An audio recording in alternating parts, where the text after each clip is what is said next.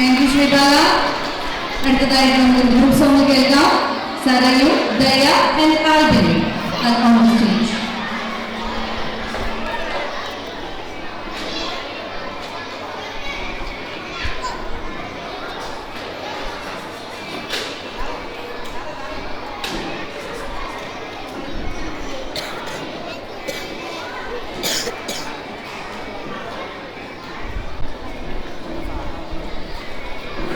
Stop ചെയ്തോ.